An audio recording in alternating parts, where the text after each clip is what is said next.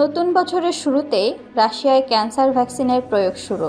নতুন বছরের শুরুতেই রাশিয়ায় ক্যান্সারের জন্য একটি নতুন ভ্যাকসিনের প্রয়োগ শুরু হচ্ছে। রাশিয়া আগে জানিয়েছিল তারা ক্যান্সারের একটি টিকা তৈরি করছে, যা কয়েকটি গবেষণা কেন্দ্রের সহযোগিতায় উন্নত করা হচ্ছে। দেশটির বিজ্ঞানীরা আশা করছেন 2025 সালের মধ্যে এই ভ্যাকসিনটি রোগীদের জন্য ব্যবহারের উপযোগী হবে।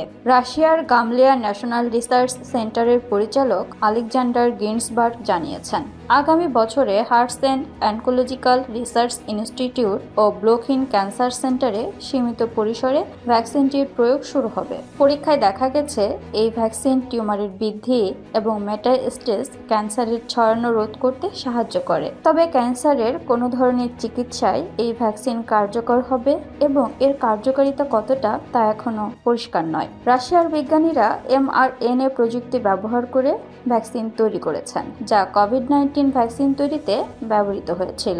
এই প্রযুক্তি শরীরে একটি প্রোটিন তৈরি করে যা ক্যান্সারের বিরুদ্ধে প্রতিরোধ তৈরি করতে সাহায্য করবে। রাশিয়ার গবেষকরা কৃত্রিম বুদ্ধিমত্তা AI ব্যবহার করে দ্রুত ভ্যাকসিন তৈরির প্রক্রিয়া সম্পন্ন করতে সক্ষম হচ্ছেন। নতুন ভ্যাকসিনটি তৈরিতে গাণিতিক ভাষা এবং কম্পিউটিং পদ্ধতি ব্যবহার করা হচ্ছে, যা এখন অর্ধ ঘন্টা থেকে 1 ঘন্টার মধ্যে সম্পন্ন করা সম্ভব হবে।